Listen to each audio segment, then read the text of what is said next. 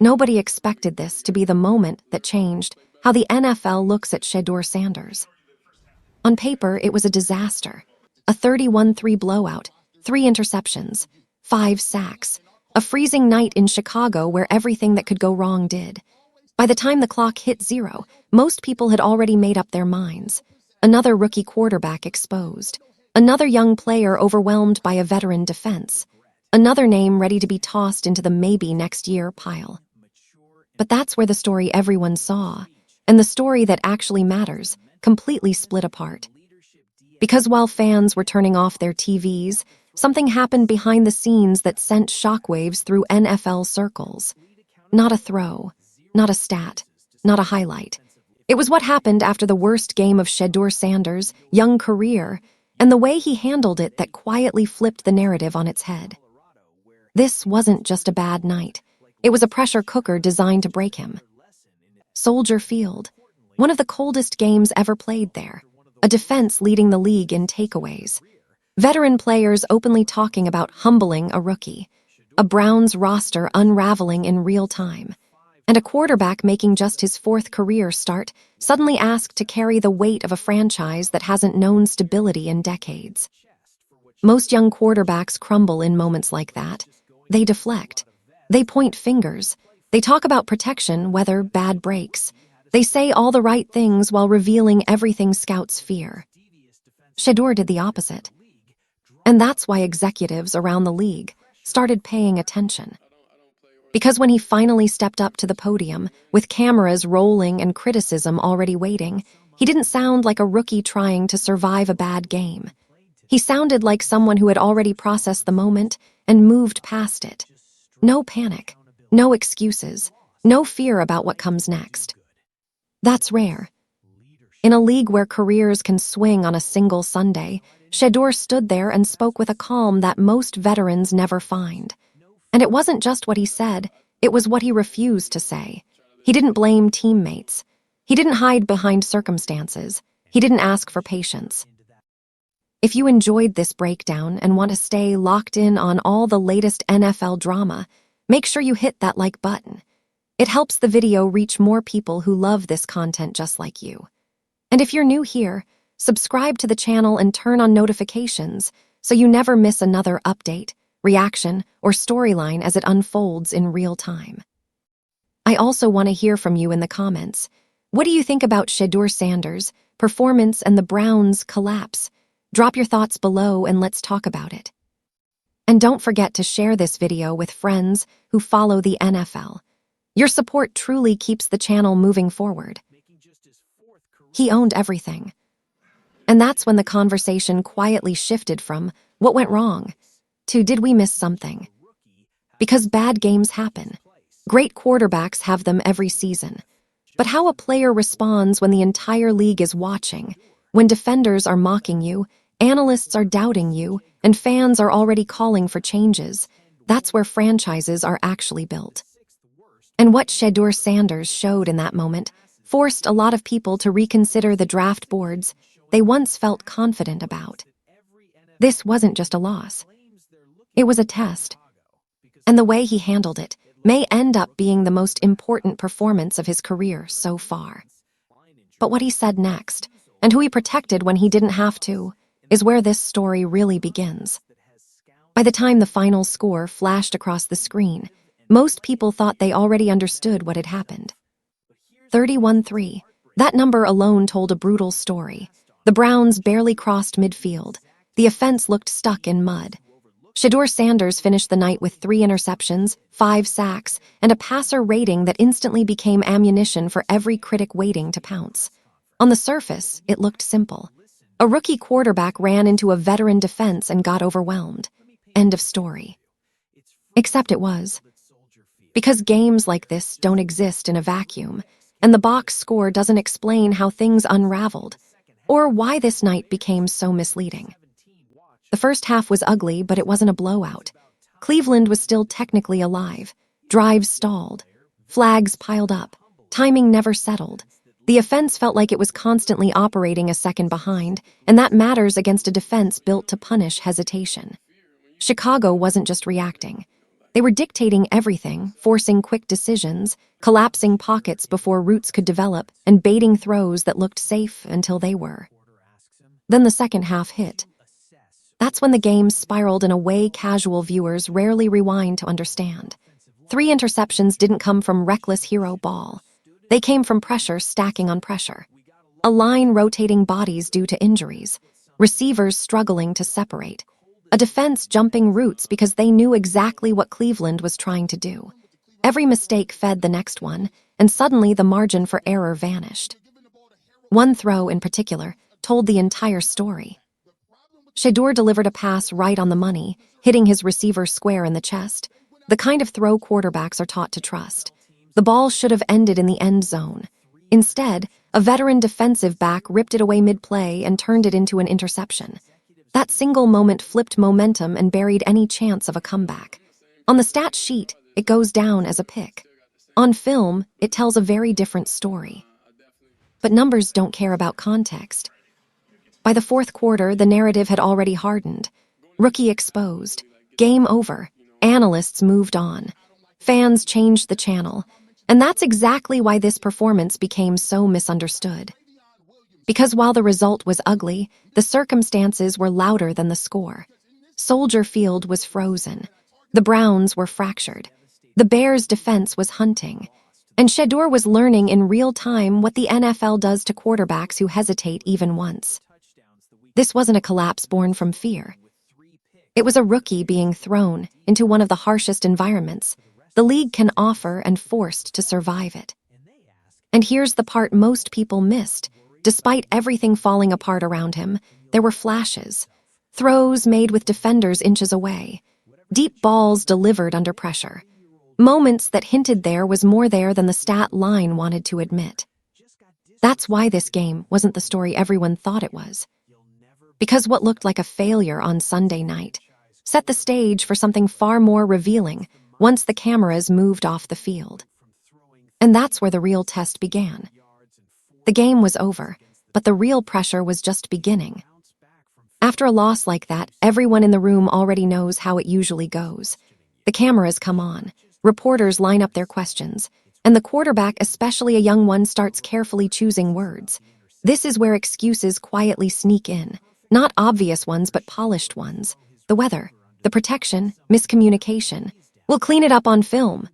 The kind of answers that sound responsible but say nothing at all. That's what the room was waiting for. Shedeur Sanders walked in carrying the weight of a 31-3 loss, 3 interceptions, and an entire fan base ready to dissect every word. This was his 4th NFL start. A moment like this can define how a player is viewed for years. And the first question he gets is as open-ended as it gets, the kind that invites escape. How would you assess your own game? This is the moment most quarterbacks deflect. They soften the edges. They talk around the result instead of through it. But Shedeur didn't hesitate. We got a loss, so I didn't do good. That's what sums it up. No pause, no explanation, no conditions attached. The room went quiet.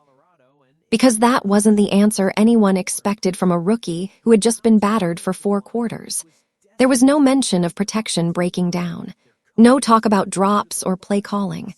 No attempt to separate his performance from the team's failure. Just a blunt acceptance of responsibility. And that's rare.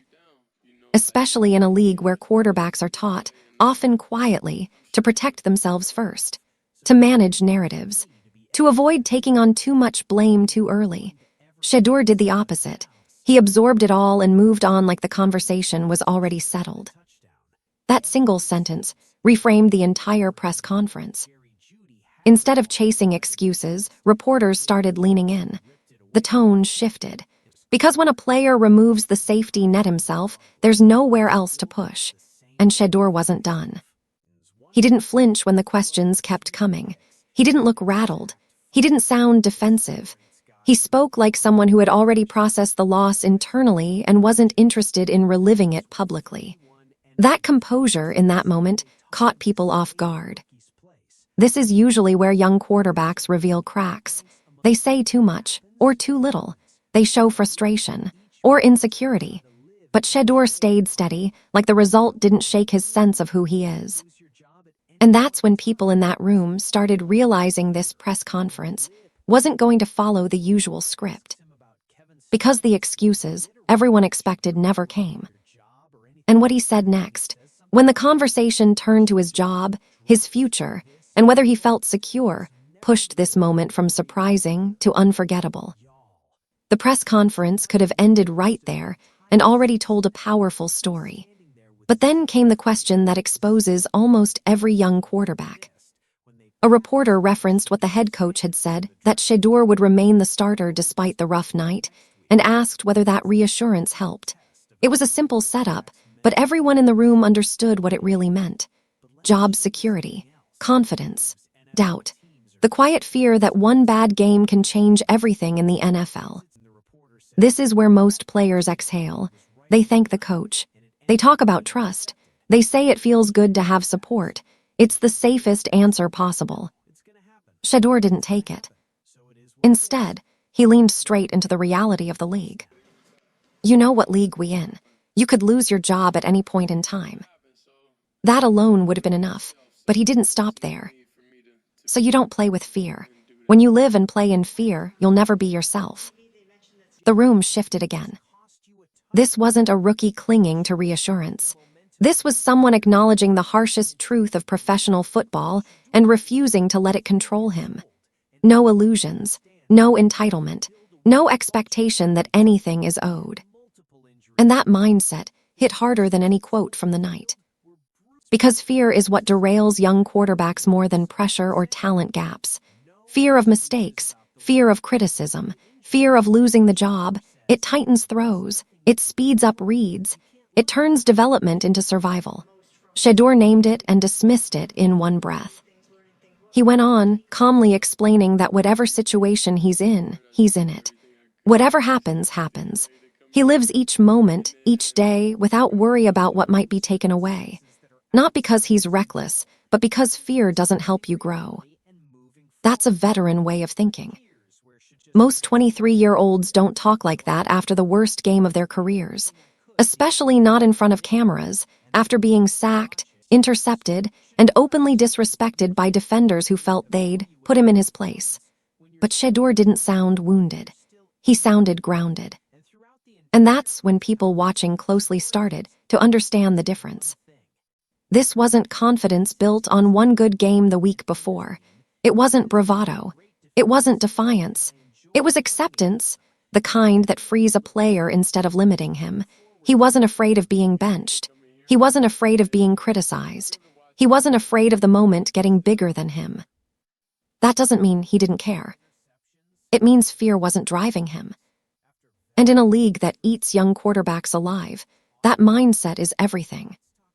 Because once you remove fear, failure stops being an ending and starts becoming information. And that's when development accelerates. That's why this answer echoed far beyond that room. And why what came next, when he had every reason to protect himself and didn't, made his response even more powerful. Every bad game has a moment players circle in their heads. One play that feels heavier than all the others. For Shedeur Sanders, that moment came on a throw that should have changed the game, and instead became a turning point for all the wrong reasons. The ball came out clean. The timing was right. The placement was perfect. It hit his receiver square in the chest, exactly where it was supposed to be. In any other situation, that's a touchdown. Instead, a veteran defensive back ripped the ball away before the receiver could even secure it, turning a scoring play into an interception. Momentum flipped instantly. On the stat sheet, it went down as another pick. For critics, it became just one more bullet point in a rough night. But anyone who's played the position knows that throw was a quarterback doing exactly what he's coached to do, trusting his read and trusting his receiver. That's why the next question mattered so much. A reporter brought it up directly. He pointed out that the pass was on the money and asked how frustrating it was to see it end in an interception. This was the opening every quarterback is tempted to take. The facts were right there. The film backed him up. He could have shifted blame without raising his voice or sounding bitter. It would have been easy and understandable. Shedeur didn't go there. "No, it's going to happen," he said, calm, matter of fact, no edge in his voice. He explained that his teammate understood how big the play was and was already hard on himself. There was no need to pile on, no need to kick someone when they're down. That answer did more than diffuse a question. It shut down a potential fracture. Because blame spreads fast in locker rooms, especially after losses like this. One public comment can linger all week. One subtle dig can shift trust. Young quarterbacks often don't realize that until it's too late. Shedeur did. Instead of protecting his own image, he protected his teammate. That's leadership most players don't learn until they've made the mistake of doing the opposite. He could have defended himself. He could have reframed the narrative. He could have made sure everyone knew that interception wasn't really on him. But he chose something harder, keeping the room intact. And people noticed. Veteran players listen to moments like that. Coaches remember them. Because when things are falling apart, the quarterback's words matter as much as his throws. Shedeur showed he understood that without being taught. It wasn't flashy, it wasn't loud, but it was deliberate. And in a league where frustration leaks out in post-game sound bites every week, that restraint stood out. Because protecting your teammates after they cost you points sends a message. It says the group comes before the stat line. It says trust doesn't disappear after one mistake. And it says this isn't a place where blame is handed out publicly. That one answer told everyone exactly who he is. And it made what happened next, the way pressure continued to build around him, even more revealing. If the game itself wasn't enough, what happened afterward made everything even heavier. Once the dust settled, veteran voices from the Bears' defense started to speak, and they didn't hide what they thought this night meant. One defender summed it up bluntly, saying it was about time the rookie ran into real problems. Another made it clear they felt they had shown him his place. The message was loud even if the words were measured. This is an old NFL tradition. When a young quarterback starts gaining attention, veterans take it personally. They test him. They challenge him. They look for moments to remind him that respect in this league isn't handed out, it's taken. For some players, that kind of public framing gets under the skin. It creates tension. It leads to responses, claps back, and headlines that spiral far beyond the game itself. That's what people expected here. Shedeur had every reason to react. He'd just been sacked repeatedly. He'd thrown interceptions that defenders were celebrating like trophies. He'd been mocked publicly in front of cameras. This was the kind of situation that turns into a war of words. Instead, he went silent. No quotes firing back, no social media posts, no indirect shots, nothing. That silence mattered. Because ignoring veteran trash talk after a loss isn't weakness, it's restraint. And restraint is rare when emotions are high, especially for a young quarterback still trying to establish himself in the league. But Shedeur didn't bite. He didn't let their words become his focus. And around the league, that response, or lack of one, didn't go unnoticed. There's a belief among some evaluators that how a quarterback handles disrespect tells you more than how he handles praise. Praise is easy. Disrespect forces you to choose between ego and growth. Shedeur chose growth. While veterans were framing the night as a lesson taught, he treated it like a lesson learned. And that difference is everything. Because when defenders say they humbled a rookie, what they're really doing is issuing a challenge. Some quarterbacks shrink from it, others store it. They file it away. They come back sharper, quieter, and far more dangerous. There's been plenty of buzz suggesting that players who respond this way tend to improve faster, not because they're angry, but because they're intentional. They don't argue the lesson. They absorb it and move forward. Shedeur didn't need to defend himself publicly. His focus stayed exactly where it had been all night, on learning, not reacting. And that mindset created an interesting contrast. Veterans celebrated a win. Analysts debated his future. Fans questioned his ceiling. Meanwhile, Shedeur was already moving past the noise, treating the night like a data point instead of a personal slight. That's not common. And it's why what happened next, when the pressure expanded beyond the Bears and suddenly involved entire fan bases and playoff implications, pushed this moment into an entirely different category. The fallout from that loss didn't stay in Chicago.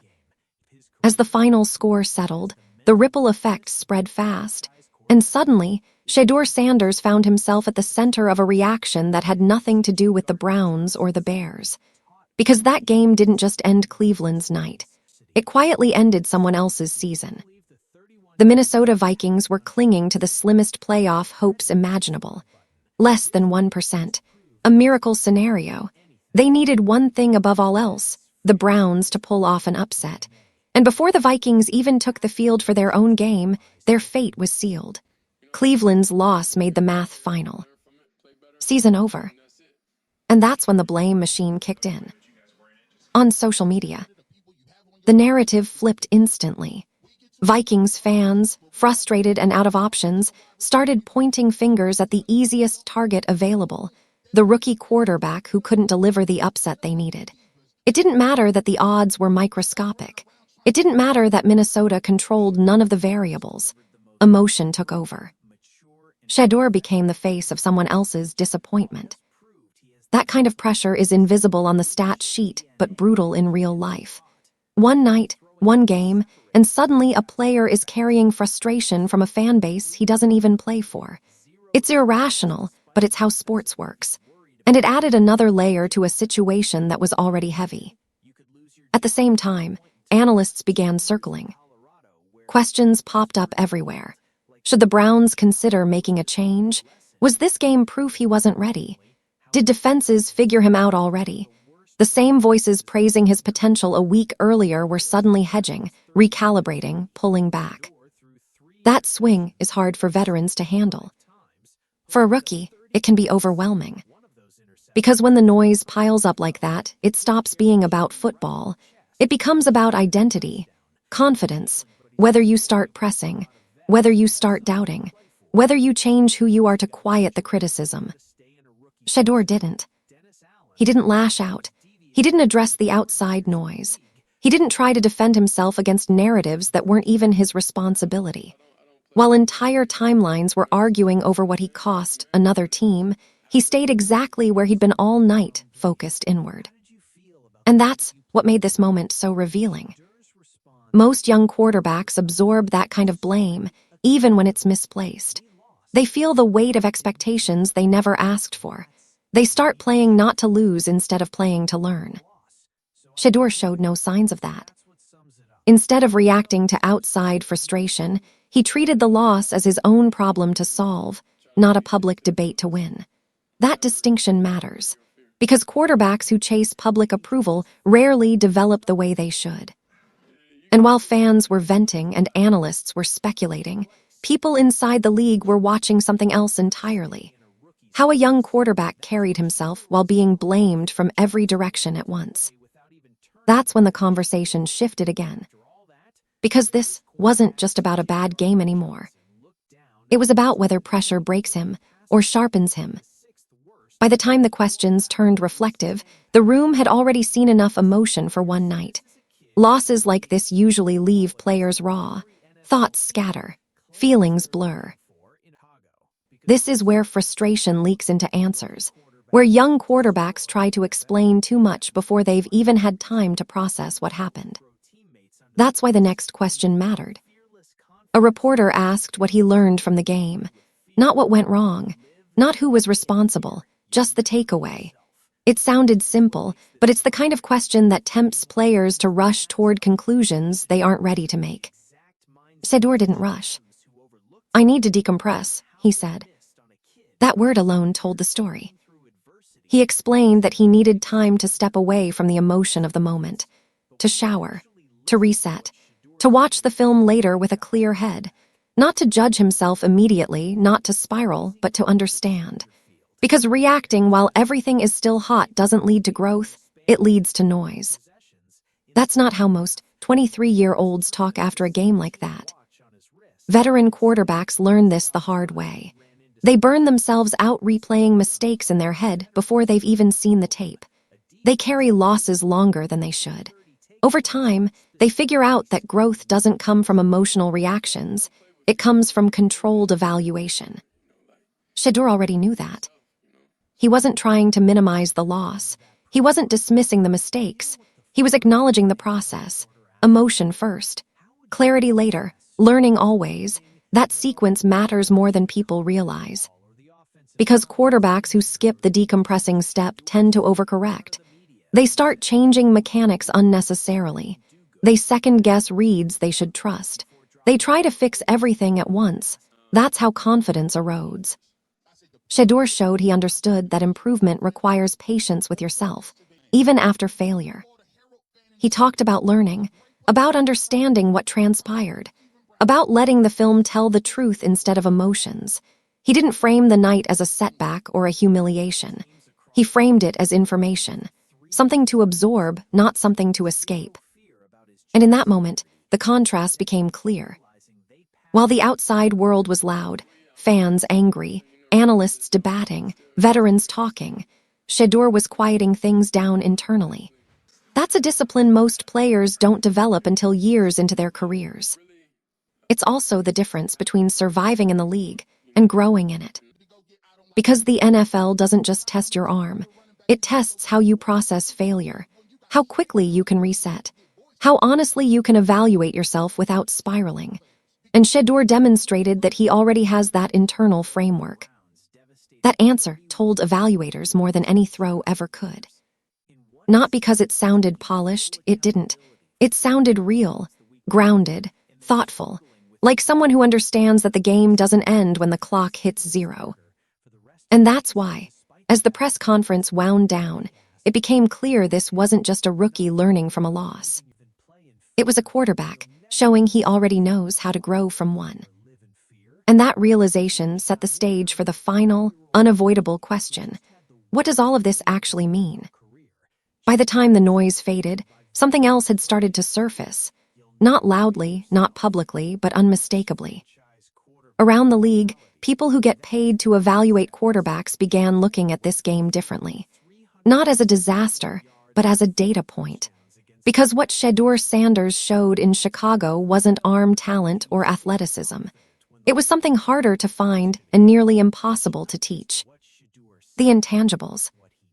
Accountability, emotional control, leadership under pressure, a refusal to let fear or blame dictate behavior. Those traits don't jump off the screen on Sundays, but they decide careers on Mondays. And it's been said that some evaluators quietly rewatched that press conference the same way they rewatch game film, looking for tells, for cracks, for maturity. What they didn't find was panic. Instead, they saw a quarterback who took responsibility without spiraling, who protected teammates when he didn't have to, who acknowledged the reality of the league without being consumed by it, who treated a public failure as part of the process, not a verdict. That's the part that makes teams uncomfortable. Because every franchise has seen the other version. The talented quarterback who can make every throw but unravels when things go wrong. The player who needs perfect conditions to function. The one who says all the right things until adversity shows up.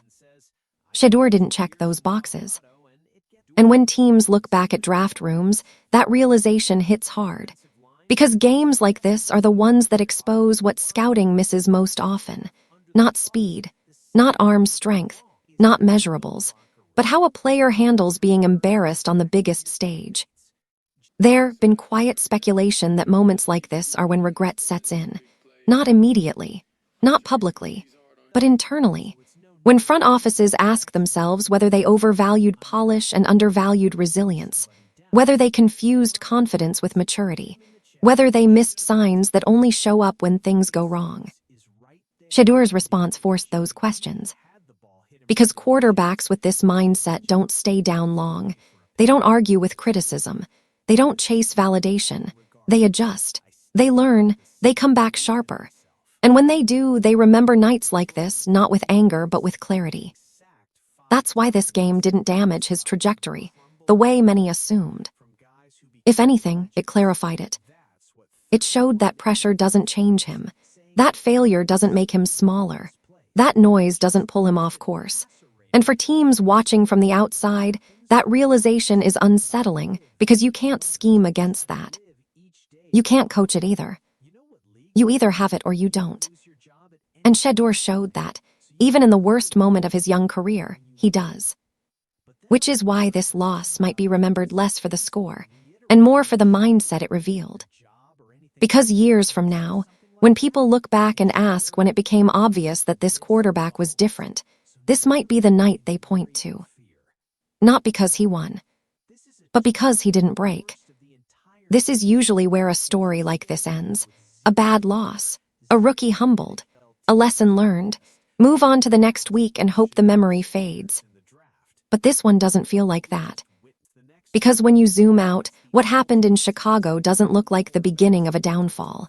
It looks like the moment something clicked, not on the stat sheet, not in the standings, but internally where quarterbacks are either shaped or shaken. Shedeur Sanders walked into one of the harshest environments the NFL can offer and took a full-force hit from reality. The score was ugly. The criticism was loud. The pressure came from every direction at once. And instead of shrinking, he stayed exactly who he said he was. The same person regardless.